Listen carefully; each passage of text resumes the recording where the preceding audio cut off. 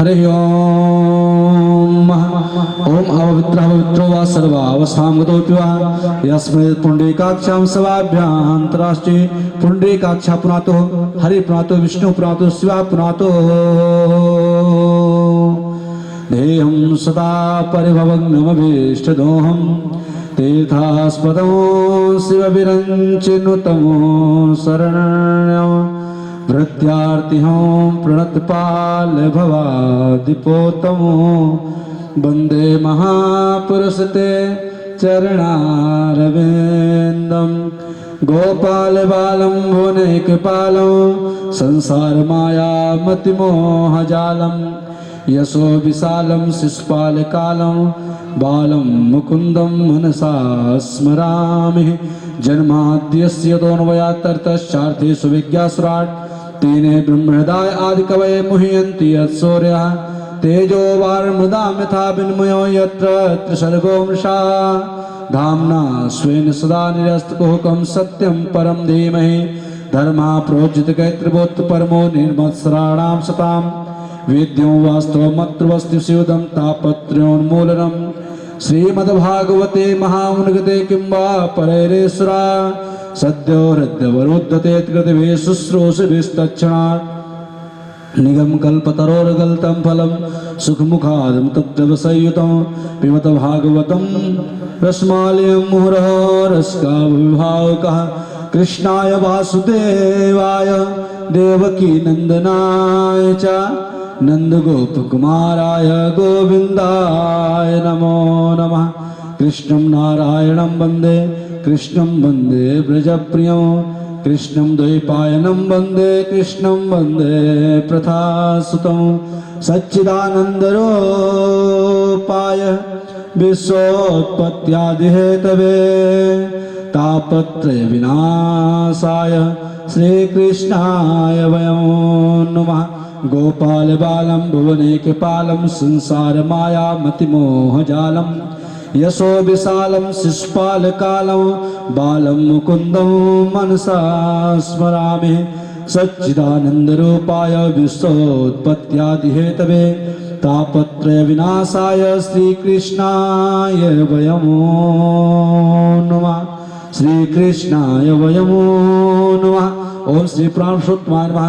श्री राधा कृष्ण कुलेभ्यो नमः। अतुलित बलधाम महम शैलावदेहं दरुजवन कृशानं ज्ञानिनाम् अग्रगण्यं सकलगुणनिधानं वानराणामधीशं रघुपतिप्रिय भक्तं वात जातं नमामि। ओम श्री हनुमते नमः। यं प्रव्रजन्तमनुपेतमवेतिकृत्यं द्वैपायनो विरह कातरराजुहाव पुत्रेति तन्मयतया तर्वोऽभिनेदोस् तं सर्वभूतहृदयं मुनिमानतोऽस्मि। भगवत्स्वरूपाय श्रीव्यासाय नमः।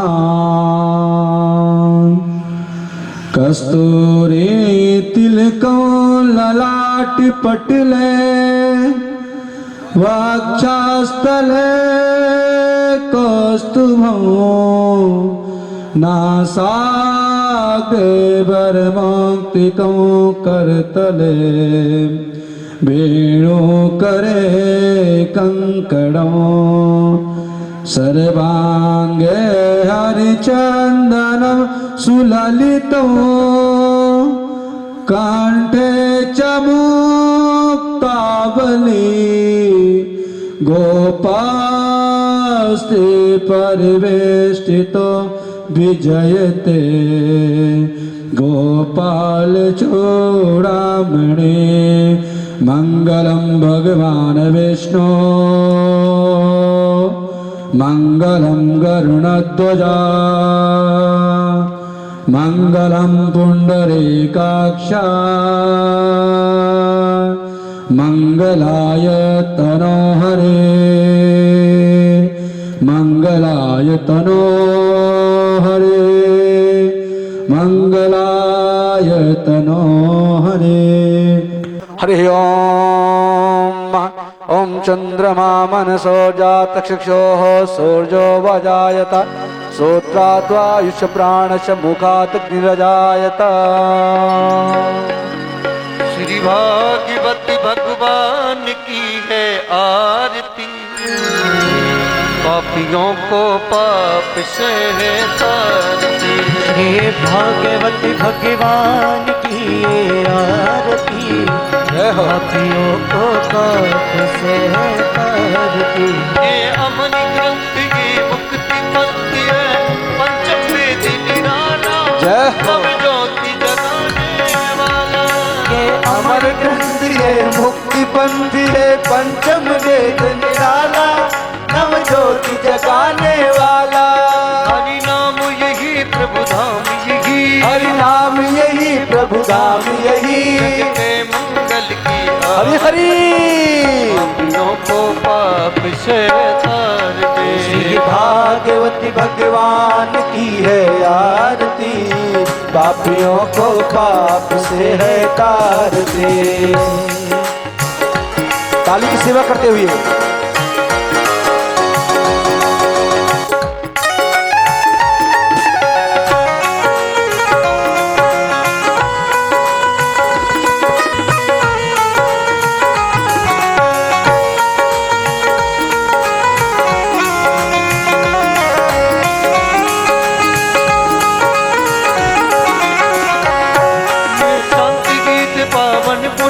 पापों को मिटाने वाला, जय हो। हरि दर्श कराने वाला, ये शांति गीत पावन पुनीत, पापों को मिटाने वाला, हरि दर्श कराने वाला।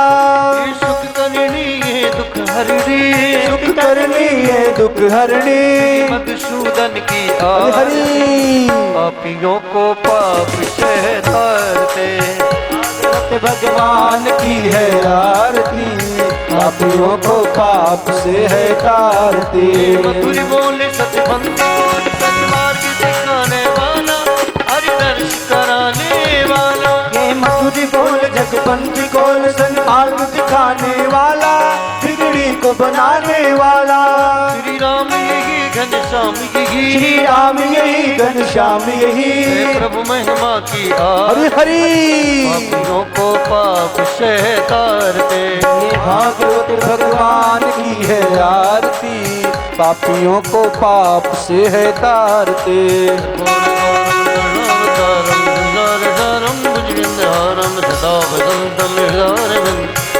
भवानी से तम नमामि, त्वमेव माता च पिता त्वमेव, त्वमेव बन्धो च शिरः त्वमेव, त्वमेव विद्या द्रविणं त्वमेव, त्वमेव सर्वं मम देवदेव, त्वमेव सर्वं मम देवदेव, त्वमेव सर्वं मम देवदेव। हरि ओम मा ओम जलेन शीतलीकरण पुष्पे देवाभिवंदनम्। हरि ओम मा ओम देवो शांतिरंतरिक्षगुं शांति पृथिवी शांतिरापः शांतिरोषधयः शांति वनस्पतयः शांतिर्विश्वे देवाः शांति ब्रह्म शांति सर्वगुं शांति शांतिरेव शांति श्यामा शांतिरेधे जतो जतः समेयसे ततो नो अभयं कुरु सन्नः कुरु प्रजाभ्यो भयन्नः पशुभ्यः। हरि ओम जदनेन जन्मयजन्तदेवास्थानि धर्माणि प्रथमान्यासन्न तेहनाकं महिमानः सचन्ति यत्रा पूर्वे शाद्याः इष्यन्ति देवाः। हरि ओम राजाधिराजा प्रशय्यशाहिने नमो वयं वैश्रणाय कुर्महे समे कामान काम कामाय मह्यं कामेश्वरो वैश्रणो ददातु कुबेराय वैश्रणाय महाराजाय नमः। स्वस्ति साम्राज्यं भोज्यं स्वराज्यं वैराज्यं पारमेष्टं राज्यं महाराजमाधिपत्यं समन्तपर्याये स्यात् सार्वभौमः। नाना सुगंधि पुष्पाणि यथा कालोद्भवानि च पुष्पांजलिर्मया दत्ता गृहाद परमेश्वरः। क्षमा प्रार्थना पूर्वकं पुष्पांजलि समर्पयामि। ओम श्री प्राणपुरुषोत्तमाय नमः। ओम श्री राधा कृष्ण कुलेभ्यो नमः। गणेशा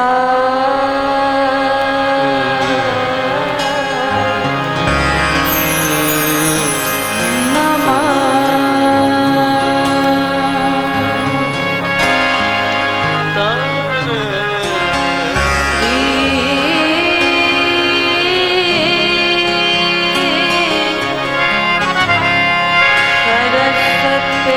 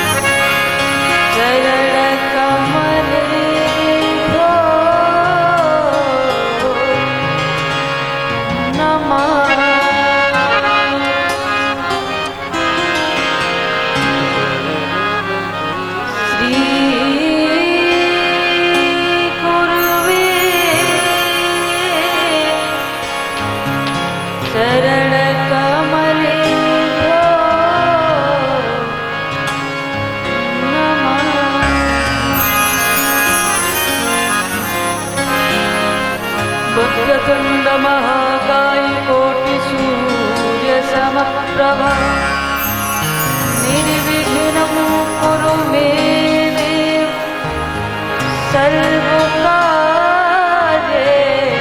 सर्वदा नारायणं नमस्कृत्य नरं चैव नरोत्तमं देवीं सरस्वतीं व्यासं ततो जयमुदीरये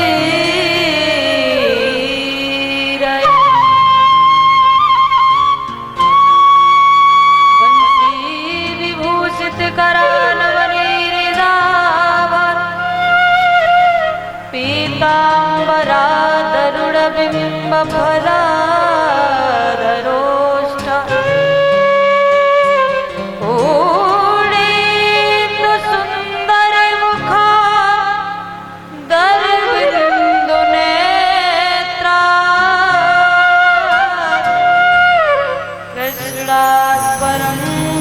पिता त्वमोहं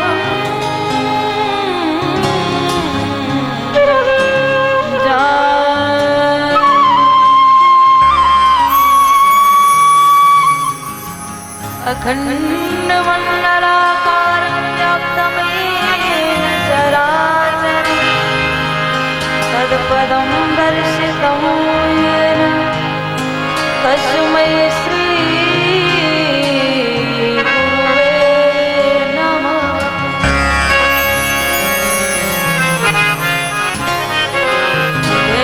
सदा परिभवग्नमभीष्टदोहं तीर्थास्पदं शिवविरञ्चिनुतं शरण्यं सत्यार्तिहं प्रणतपालं भवाब्धिपोतं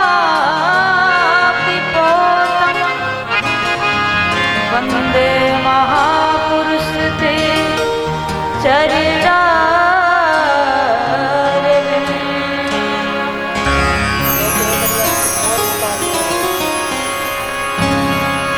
सीतानाथ समारंभ रामानंदाचार्य मध्यमा अस्मदाचार्य पर्यंता वंदे गुरु परम वन्दे गुरुन् परं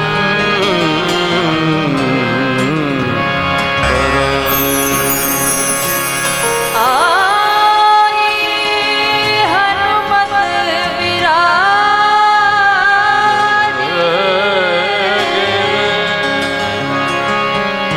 कथा कहूमति अनुसार प्रेम सहित गावे धरू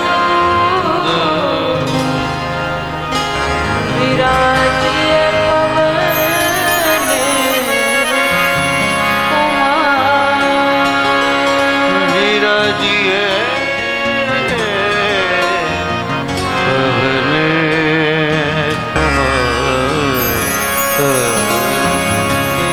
समुदाय को छोड़ के आई तेरे द्वार हे ब्रजभान की लाडली सबकी ओर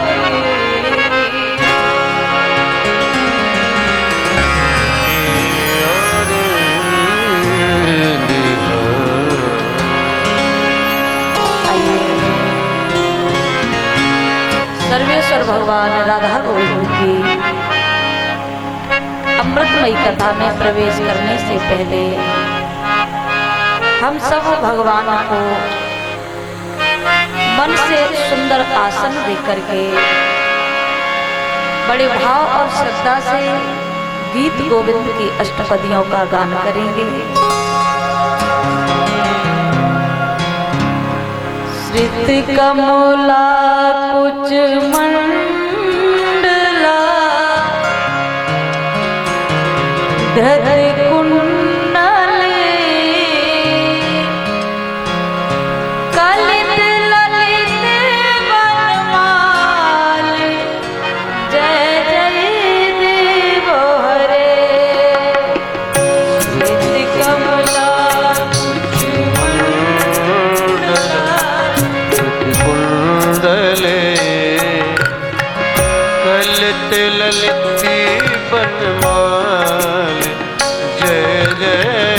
देव हरे।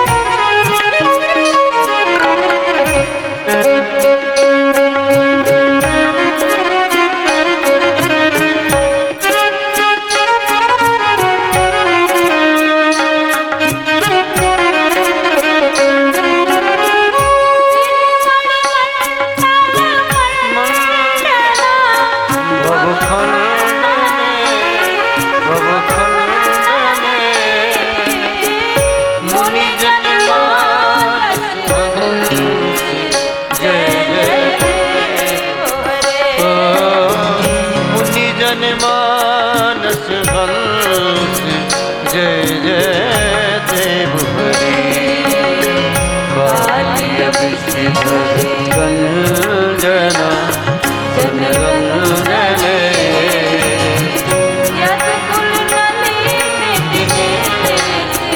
जय जय देव हरि। ओ यदि कुल नलिनी दिनेश जय जय देव हरि।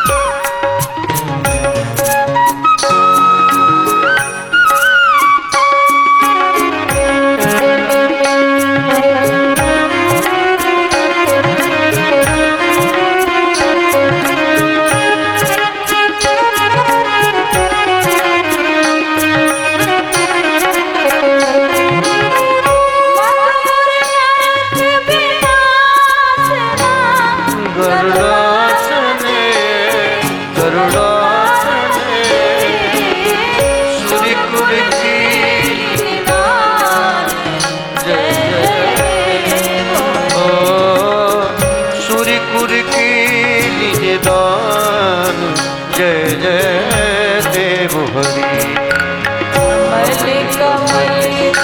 लोचना भवमोचने भवमोचने त्रिभुवन भवान जय जय ओ त्रिभुवन भवान निधान जय जय देव हरि।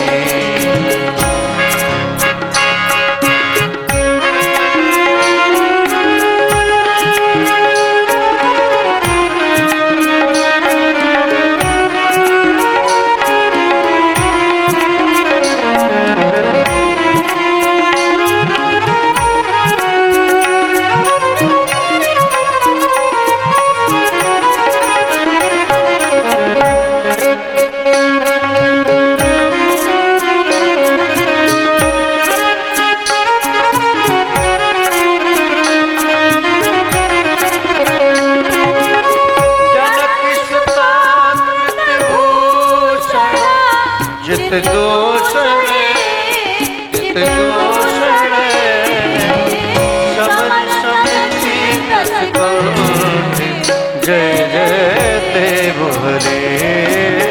समन समिति दस कोटि जय जय देव हरे।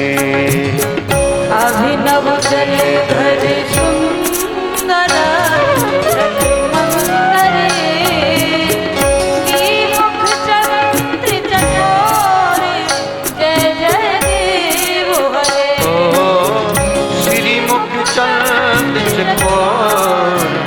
जय जय देव हरि। अभिनव जले धरे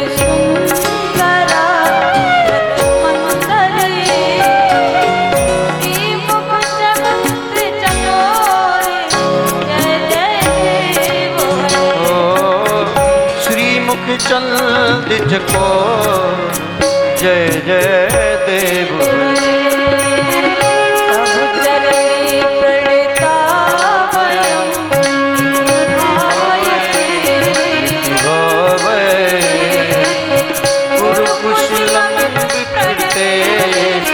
जय जय देव हरि पुरकुशलम विप्रतेश जय जय देव हरि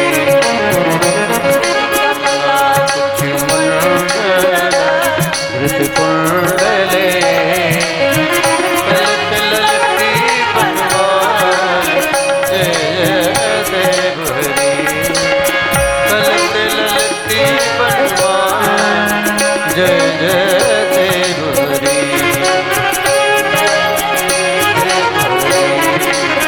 जय जय देव हरि जय जय देव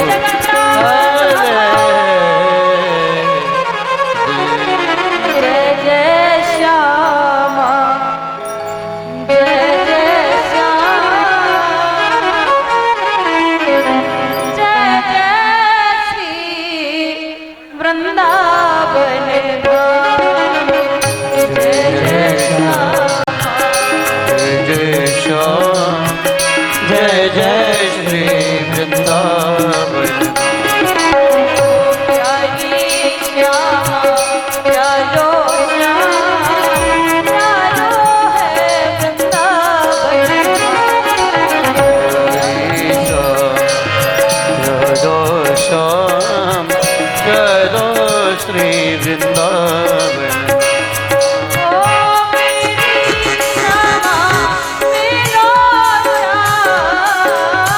मेरी श्यामा मेरा श्याम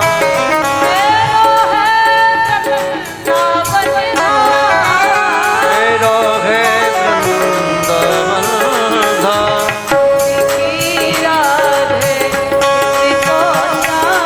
जय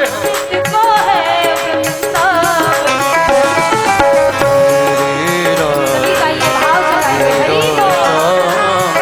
मेरा है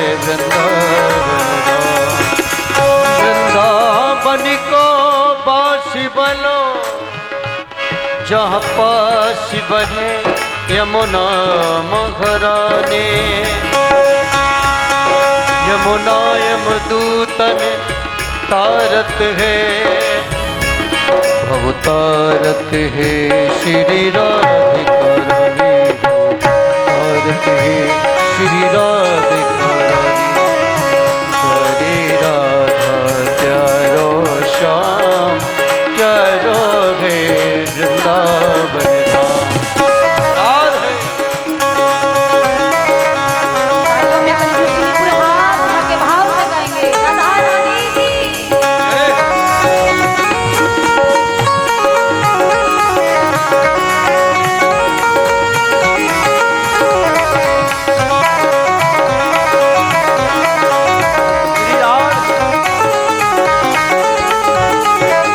ताली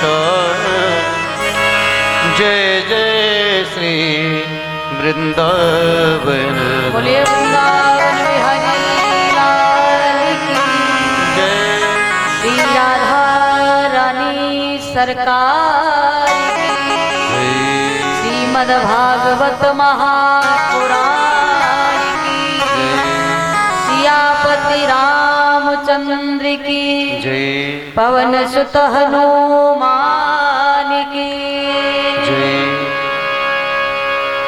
श्री सद्गुरुदेव भगवान की समस्त भक्तों की जय जय श्री राम श्री राम जय जय श्री राम श्री राम जय जय श्री राधे श्याम।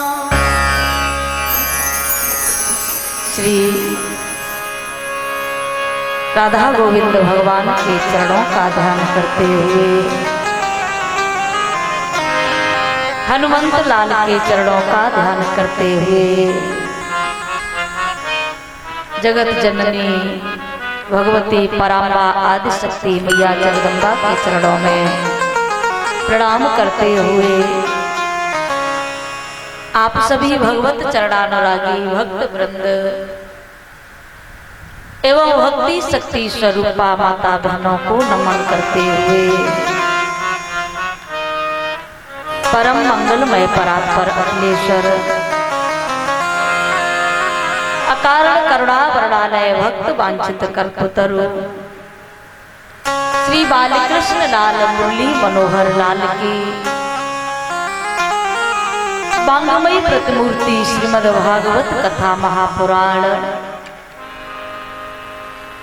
विगत 6 दिनों से भगवान की कथा की भागीरथी गंगा बह रही है। हम सभी बड़े भाव और श्रद्धा से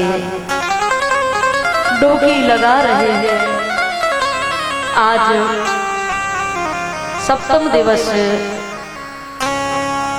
की कथा को हम सभी बड़े भाव और श्रद्धा से श्रवण करेंगे,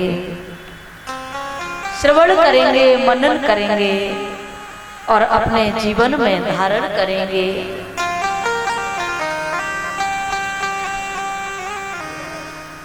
छह दिन कब बीत गए मालूम भी नहीं पड़ा और कुछ ही घंटों के बाद आज का दिन भी पूर्ण होगा और कथा विश्राम लेगी।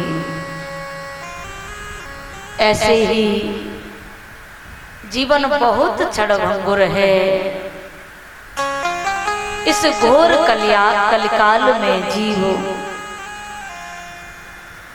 ना जाने कब हमारी अंतिम श्वास आ जाए, इसलिए जीवन बहुत अनमोल मिला है। ये अनमोल जीवन को व्यर्थ में न गमाते हुए हम भगवान के नाम से अपने आप को जोड़ दें।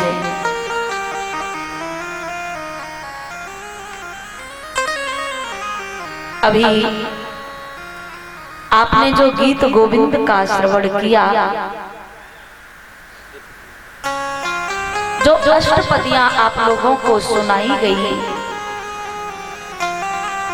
ये अष्टपदियां साधारण नहीं है।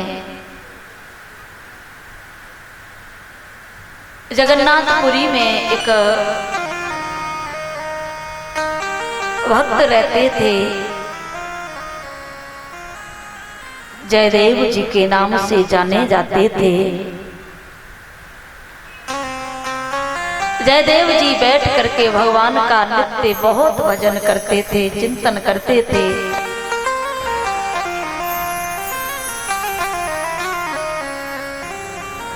बड़ा भजन करते थे भगवान का। और महाराज इतना चिंतन में रहते थे कि वो भगवान की लीलाओं को कभी कभी लिखा करते थे। एक दिन भगवान जयदेव जी के मन में भाव आया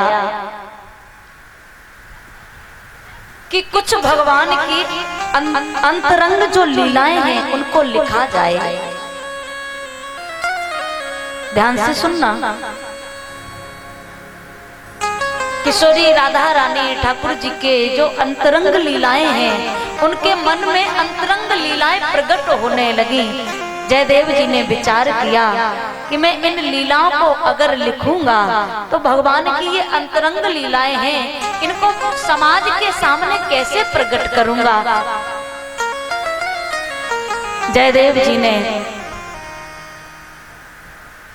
कलम और कापी को उठाया, कुछ श्लोकों को जयदेव जी लिख पाए थे।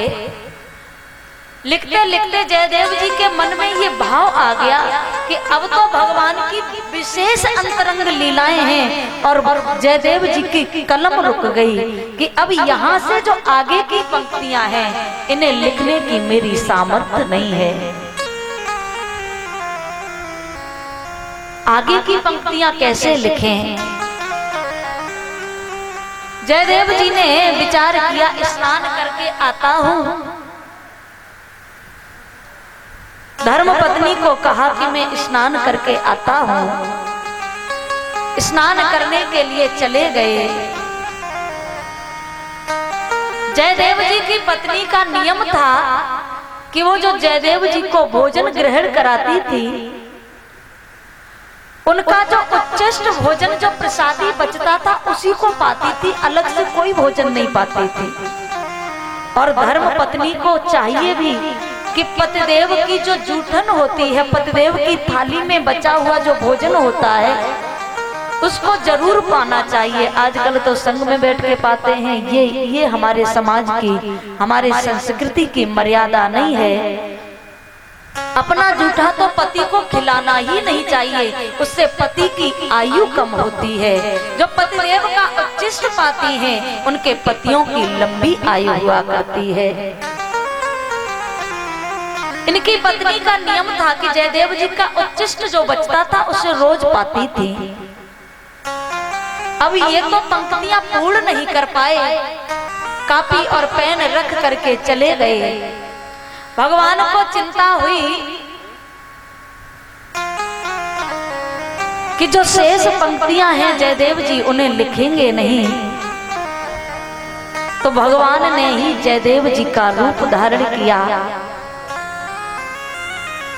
और जो इनकी धर्म पत्नी थी, कहा देवी वो जरा कापी पेन तो लाओ, जो पंक्तियां शेष रह गई हैं उन्हें मैं पूर्ण कर देता हूं। शेष पंक्तियां जो बची थी वो भगवान ने अपने कलम अपने हाथ से लिखी। फिर भगवान ने विचार किया कि जब जयदेव जी के यहाँ आ ही गए हैं, जयदेव जी रोज मुझे बड़े प्रेम से भोग भी लगाते हैं, जब यहाँ तक आ ही गए हैं तो अब क्यों न जयदेव जी के यहाँ भोजन भी प्रसाद भी ग्रहण करके चलूं। जयदेव जी का रूप धारण किए हुए भगवान ने जयदेव जी की पत्नी से कहा, देवी प्रसाद बन गया है क्या? कहा महाराज आप तो स्नान करने गए थे और लौट के आ गए, बिना स्नान किए ही भोजन करोगे? कहा कि देवी आज बड़ी जोर से भूख लग रही है, इसलिए मैं पहले प्रसाद ग्रहण करूंगा। जयदेव जी की पत्नी ने प्रसाद ग्रहण करने के लिए दिया। भगवान ने प्रसाद पाया और प्रसाद पाकर के भगवान अंतर ध्यान हो गए। जो उच्चिष्ट प्रसाद बचा हुआ था, जो भोग जो भगवान पाकर के गए थे, थाली में जो कुछ प्रसाद बचा था, जयदेव जी की पत्नी थाली सामने रख करके पाने लगी।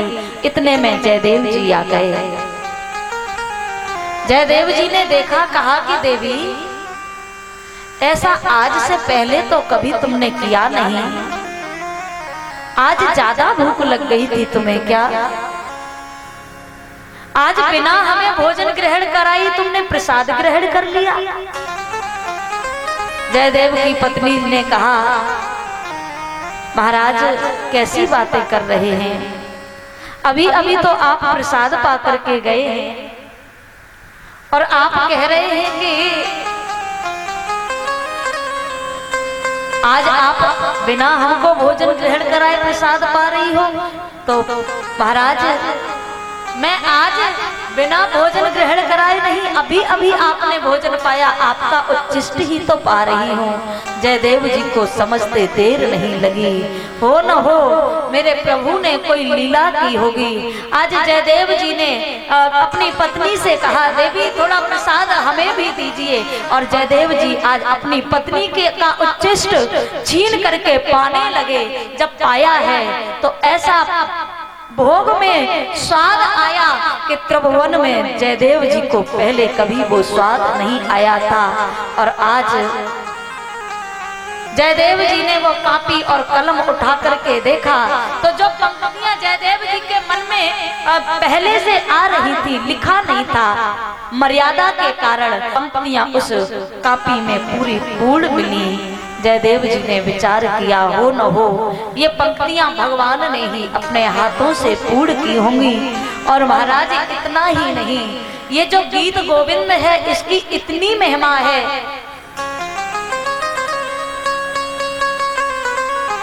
कि गीत गोविंद की ये जो पंक्तियां गुनगुनाते हैं ना, भगवान जरूर साक्षात होकर के श्रवण करते हैं।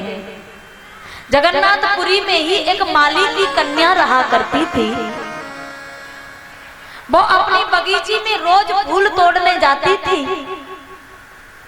एक दिन बगीची में वो कन्या फूल तोड़ रही थी और वो जो गीत गोविंद की अष्टपदियां थी उनको बड़े भाव से गुनगुनाती जा रही थी।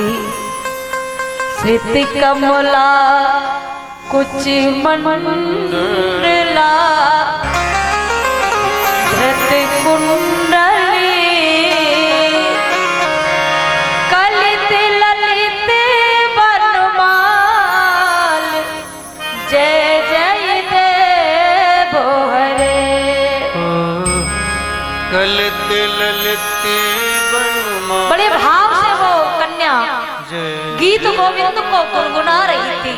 मेरे भगवान से रहा नहीं गया। मंदिर से भगवान निकल करके वो माली की कन्या के पीछे पीछे दौड़ रहे हैं गीत गोविंद को श्रवण करने के लिए। वो जिधर जा रही भगवान उसके पीछे पीछे दौड़ रहे। और महाराज भगवान जब पीछे पीछे घूम रहे थे तो भगवान के जो श्री अंग वस्त्र थे, वो जो फूल तोड़ रही थी, फूल के कांटों में उलझ उलझ करके भगवान के वस्त्र कांटों में उलझ करके फट करके उन्हीं में कुछ उलझे रह गए। जगन्नाथ भगवान मंदिर में विराजमान हुए और राजा की सवारी आई। राजा नित्य जगन्नाथ भगवान के दर्शन करने जाते थे। और जब राजा दर्शन करने के लिए गए तो आज क्या पाया कि भगवान के जो श्री अंग वस्त्र हैं वो फटे हुए हैं।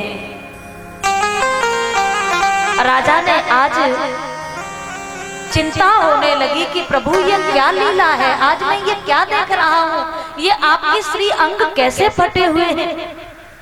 सेवकों को आदेश दिया कि पूरी जगन्नाथपुरी को घूम करके आओ। आज भगवान ने ऐसी कौन सी लीला की, आज भगवान कहाँ गए थे जो भगवान के श्री अंग वस्त्र फट गए। सेवकों ने जाकर के जब देखा तो वो माली की बगीची में जाकर के भगवान के श्री अंग वस्त्र फटे हुए उलझे हुए थे। सेवकों ने आकर के समाचार दिया। आज राजा ने भगवान के चरणों में बहुत प्रार्थना की, प्रभु मैं ये लीला को जानना चाहता हूँ। आज आप कौन सी लीला करने के लिए, ऐसी क्या जरूरत पड़ गई थी कि आपको कांटों के बीच जाना पड़ा। राजा को भगवान जगन्नाथ प्रभु ने स्वप्न दिया, राजन वो जो माली की कन्या है ना, वो मेरा गीत गोविंद बड़ा सुंदर गाती है। और राजन गीत गोविंद मुझे बहुत प्रिय है, और जहाँ गीत गोविंद गाया जाता है मैं रह नहीं पाता।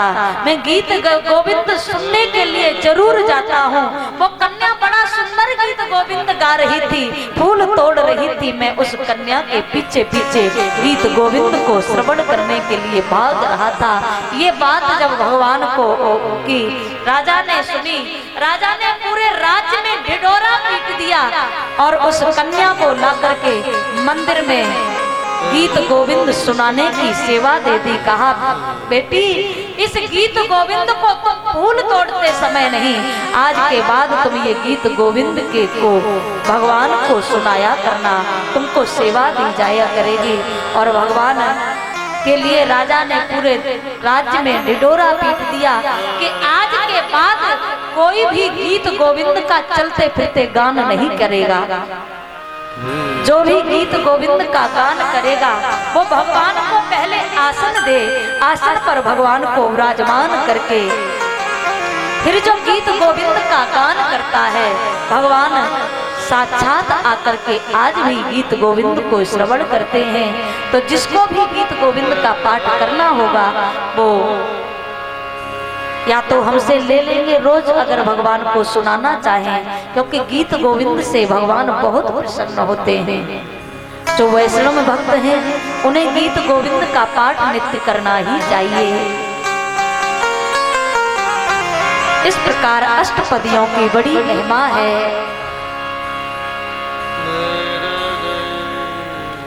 भगवान ने रुक्मिणी मैया के साथ में भगवान का विवाह बड़ी धूमधाम से हुआ और भगवान बड़े प्रेम से द्वारिकापुरी में रुक्मिणी मैया के साथ रह रहे हैं।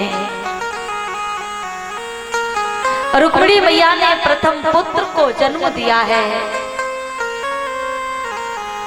भगवान का एक शत्रु उत्पन्न हो गया जिसका नाम था संबरासुर।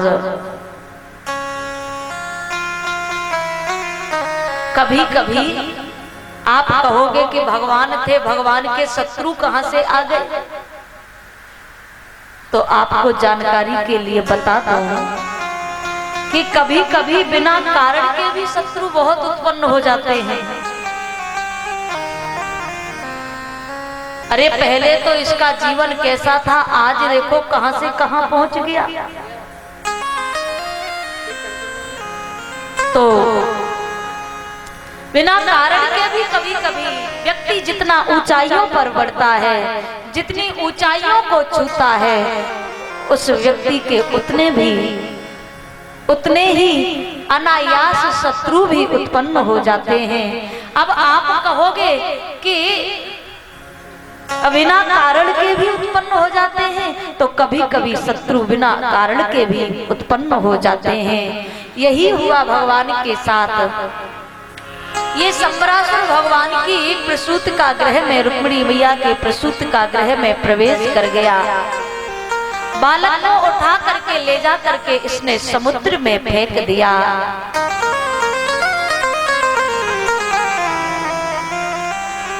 और बालक को मछली निगल गई। महाराज संबरासुर मांस भक्षण करता था। मछलियों को मछुआरों ने पकड़ करके जब लाए हैं तो आज वही मछली संबरासुर के यहाँ आ गई, जिसने रुक्मिणी मैया के बालक को निगला था। पेट को चीरा गया। पेट को चीर करके बालक जब देखा गया तो बालक जीवित निकला। चिंता हुई इस बालक का लालन पालन कौन करेगा। संबरासुर के यहाँ भोजन बनाने का कार्य एक दासी करती थी जिसका नाम था विद्यावती। विद्यावती को वो बालक का लालन पालन करने के लिए दिया। विद्यावती उस बालक का लालन पालन करने लगी। एक दिन नारद जी ने आकर के कहा, देवी जिस बालक को तुम लालन पालन कर रही हो ना, ये बालक साधारण नहीं है। कहा फिर कौन है? कहा कि जो जिसका पालन कर रही हो ना तुम, ये तुम्हारे पतिदेव ही हैं। तुम अपने पतिदेव का ही लालन पालन कर रही हो। नारद जी ने पूर्व चरित्र श्रवण कराया है। जब शिवती सर